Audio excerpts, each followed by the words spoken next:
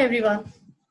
Well, I know I've been telling since a long time that I'll be posting a video, and unfortunately, I was not able due to certain reasons.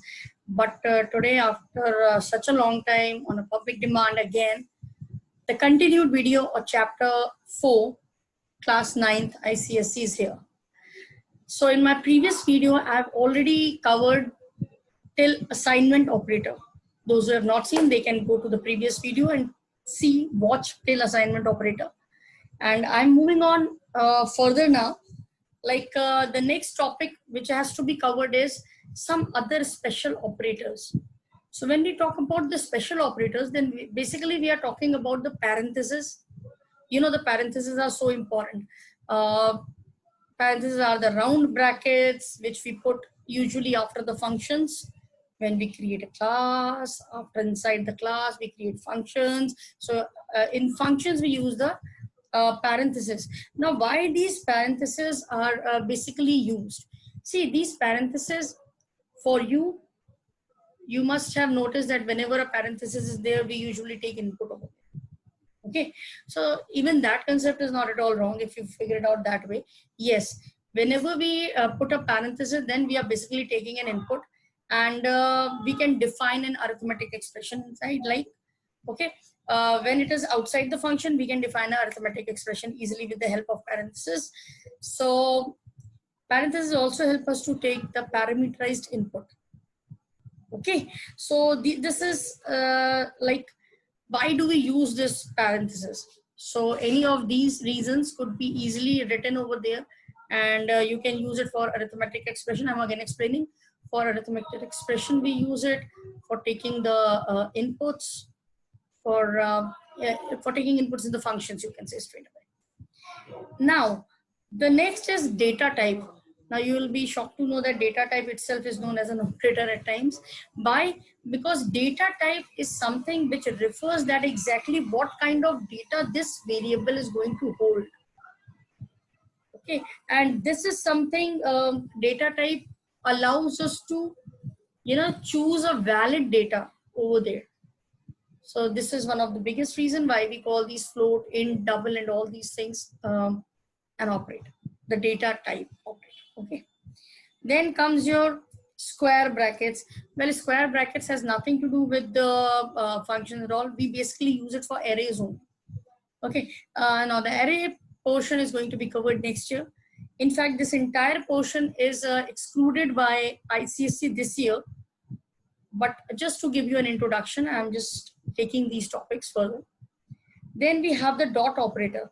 Now, dot operator is also known as period. Now, that thing is important. Why do we call it a period, and what does it mean basically? See, okay, if I want to refer to anything, I want to say like this is a bottle. I want to say this is a bottle. So either I'll hold it like this, you can see my facial expression, or a very simple method we use, this is a bottle. You just point out a finger over there. Then this is my laptop. That is the wall. This is the chair. Like these kind of things. We just point out at the things when we want to refer to it. So, this word is used for as a reference keyword. You know that very well. Now, this keyword is used for reference, and after this, we put a dot. Okay. So, dot is basically, you can consider like this finger. Okay. Dot helps us to point out at the exact thing. So, we also call it a reference operator. Okay. So this is a keyword, and dot is a reference operator which is used, and the combination tells us refers to particular object. I hope this is clear. Now moving on. Instance operator. Well, if we talk about instance operator, right now I would suggest you don't take these things because it little in detail is needed, and that is excluded right now. So I'll suggest not to touch these things. Then new operator is there. See, I'll give you a very simple example. Whenever a new student comes to your class, what do? You usually welcome the person in the class most of the times, and then you give him or her that child a specific place to sit. Okay. Now this new operator also do the same thing. Whenever a new object is introduced to a class, this new operator allocates the memory location to that object. Okay. If a new student comes to the class, we give that person a place to sit. Similarly, when a new object enters the class in a program, this new allocates the memory space to that particular object. I hope it's clear. In very simple terms, we can say that. Okay, then coming up next, this topic is very important, precedence of operators. This question is in fact very important on both board point of view and for your schools and college schools too, right? This is very important. See, what is precedence of operator? Whenever we solve any arithmetic question, we use BODMAS because we have been taught that if you are going to solve an expression, you are going to use BODMAS, bracket of divide, multiply, addition, subtraction. We have to follow this. In the similar way, computer also follows certain rule to solve an arithmetic expression. And that rule is BEDMAS. Okay, bracket, exponent, divide, multiply, addition, subtraction. Exponent means the power over here. Now, precedence of operator determines which operator is to be used first for the evaluation. According to the definition, this exactly should be written, which is there in the book itself. So we are going to use this as the definition. And when we need to explain it, you can simply say all the operators are given a certain rank in the a certain position in the hierarchy. So we have to follow that. So the one which is at the highest position has to be solved first. Then the one which is at the lowest position will be considered little later. So it goes like this. Okay, so this is known as precedence of operators. And only this much is right now very important for you. And yeah, this thing also, associativity of an operator may be from left to right or right to left, depending upon the operators and grouping of operands and operators. So if such a question comes, what direction is chosen? So no specific direction. Basically, it could go any of the way, depending upon the operands and the operators. All right. Now, expressions in Java and its types. Expressions are not included. So we are not going to touch this expression part right now. Neither the expression nor the evaluation of that. Coming up to Java statements, although it is also not a part of this in this session, but I'll just give you a very quick review of that. See, Java statements, if you talk about Java statements, they are basically of three types. Simple Java statements, what we write. Then like if I'm saying, take any example, A++. Yeah, if I say int A is equals to 23, 25, any such thing. Or if I say system.out.print, if I say class this. So all these are simple statements, simple Java statements, single statement, simple statement. They all are doing some different tasks, but they themselves are simple statements of Java. Now coming to the compound statements, if we talk about compound statement, that means we are talking about a block of statements, combination of statements, and that is usually between the two curly brackets. The opening and the closing curly brackets, which we also call a scope, gives us a block of statements together. So that is known as, these are known as compound statements.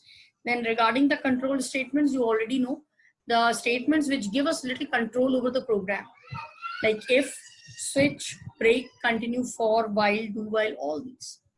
They will give us a certain kind of, I know certain are looping statements, some are conditional statements, but overall they are giving us a, you know, a little bit of control over the Java program, or control over the statements rather, we can say. So we call them control statements. Then we have creation of dynamic memory using new operator. As I told you, new operator is used to, allocate the memory. The same thing is explained here. Like the name of the class is taken, then the name of the object created, then new, and the name of the constructor of the class. So, and how do we invoke the members of class using dot operator?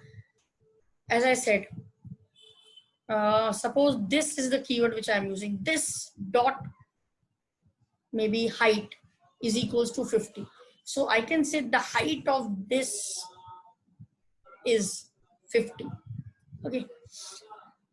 So, this also, this kind of things are usually the invoke the values, you can say, invoke or call or use the members of the class, or you can also say they help us to set a default value for the variables.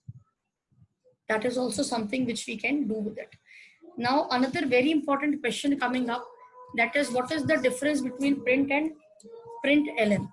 See, print and println, you know it very well. You must have done it hundreds of times, that if I'm writing print, the things will appear on the same line. If I'm writing println, then the control will go to the next line. Now, the thing is that when we write it, that is really important. Before that, we'll see to this system.out.println. This term itself, what does it mean basically? If you look at the first term, that is system. This is Java's predefined class that indicates output device.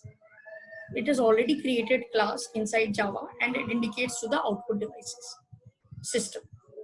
Now dot, called the member operator. Out, name of the object of print stream. Println, a method which performs the task of printing anything. We combine them together and that is our output statement. Now print, as I said, if you're going to differentiate between them, then your statement has to be very correct. Like the print statement is used to print the output in a single line, whereas println prints the statement and then moves the control to the next line. Okay, I'm telling you because like statement, see, computer is very simple subject.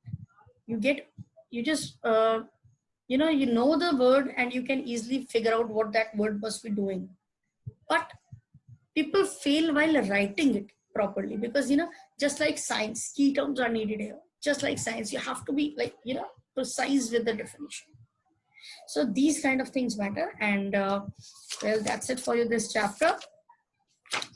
If any further assistance is needed, you may write in the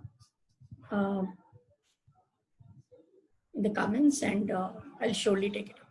Okay. So all the best for your exams. Bye-bye. Take care.